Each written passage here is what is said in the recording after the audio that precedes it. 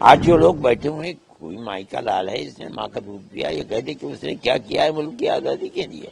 وہ یہ کہہ رہے ہیں کہ اس سے ملک کے بسنے والے مسلمانوں کا فائدہ ہے. جھوٹ بولتے ہیں، جھوٹے ہیں، جھوٹے ہیں.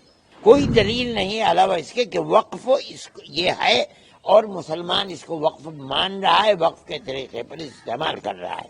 نہ ہم ان کے مذہب میں دخل دینا چاہتے ہیں، نہ ہم کسی دوسرے آدمی کو ہمارے مذہب کے اندر دخل دینا. جو بل آیا ہے اس کو لے کر آپ کی پہلی پرسپیکٹو ہے، کیا کہتے ہیں؟ دیکھیے، جمعیت علماء تو ایک مذہبی جماعت ہے. ہم سیاسی مسائل کے اوپر کبھی بولتے بھی نہیں. وقف کا مسئلہ خالص اسلام کے اندر ایک مذہبی مسئلہ ہے.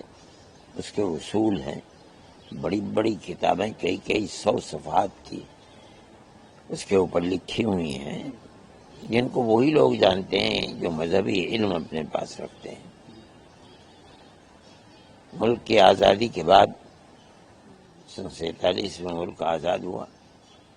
سب سے پہلے سن 54 کے اندر وقف کو بنایا گیا. ہمارے وہ بزرگ جنہوں نے اپنی زندگیاں اپنے اس ملک کی آزادی کے لیے جیلوں میں گزاری تھی، وہ زندہ تھے، وہ علماء تھے، اسلامی علم کے بڑے ماہر تھے. ان لوگوں نے بیٹھ کر، جس کے اندر سیاسی لوگ جواہر لال نہرو وغیرہ بھی شریک تھے، وقف قانون کو بنایا اور اس کے اصول متعین کیے. ان اصول کے اندر سدھار ہوتا رہا، لیکن وہ اصول تھے، ان اصول کو ختم نہیں کیا گیا. یہاں تک کہ آج کی حکومت آئی، اس نے ان کو بالکل جڑ سے اکھاڑ دیا. کہنے کو یہ بات ہے کہ ہم اس کی اصلاح کر رہے ہیں، لیکن حقیقت اور واستوکتا یہ ہے کہ وہ اصول جن کو علماء نے بنایا تھا اور بنوایا تھا، جن کی قدر تھی، اس لیے کہ جو سیاست میں بیٹھے ہوئے تھے وہ لوگ اور جنہوں نے بنوایا تھا وہ لوگ دونوں جیلوں کے اندر انہوں نے زندگی گزاری تھی. انگریز کی جیلوں کے اندر تھے، وہ ان کی قدر و قیمت کو پہچانتے تھے. آج کی صورتحال بالکل اس سے الگ ہے.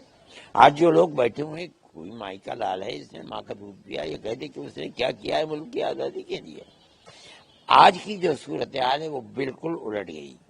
وہ یہ کہہ رہے ہیں کہ اس سے ملک کے بسنے والے مسلمانوں کا فائدہ ہے. جھوٹ بولتے ہیں، جھوٹے ہیں، جھوٹے ہیں. ان اوقاف کو بالکل ختم کر دینے کا، بلکہ ان کو کھانے کے لیے ایک راستہ نکالنے کی یہ چیز ہے. ہمارے ہزاروں کروڑ کے اوقاف کو وہ ختم کرنا چاہتے ہیں. ہم کورٹ میں گئے، قانون بننے کے بعد، صدر جمہوریہ کے دستخط ہونے کے بعد قانون بن گیا. قانونی اعتبار سے سب سے پہلے جمعیت علماء ہند نے جو بات پہلے کہی تھی کہ ہم کورٹ میں جائیں گے، جمعیت علماء ہند نے کہی. جو بہتر سے بہتر وکیل ہم سمجھتے تھے اور جو ہمارے ساتھ ہیں، میں ان کا بڑا مشکور ہوں کہ جب بھی ہم نے ان کے ہاتھ کو پکڑا وہ ہمارے ساتھ ہو گئے. کپل سبل صاحب وہ آئے اور سب سے پہلے بحث بھی انہوں نے شروع کی. اور بنیاد میں نے یہ بات بار بار کہی کہ جمعیت علماء کوئی سیاسی جماعت نہیں ہے. بنیاد اسی کو بنائیے کہ یہ ایک مذہبی چیز ہے، اس کے اندر سیاست کے دخل کو ہم پسند نہیں کرتے.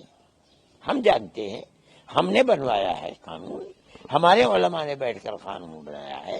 ہم نے بایوزر کو، وقف بایوزر کو یہ بنایا ہے اور یہ کہا ہے کہ یہ چیز ہو ہی نہیں سکتی. اس لیے جو وقف ہے اور وقف کے طریقے پر استعمال ہو رہا ہے آپ اس کو وقف مانیں.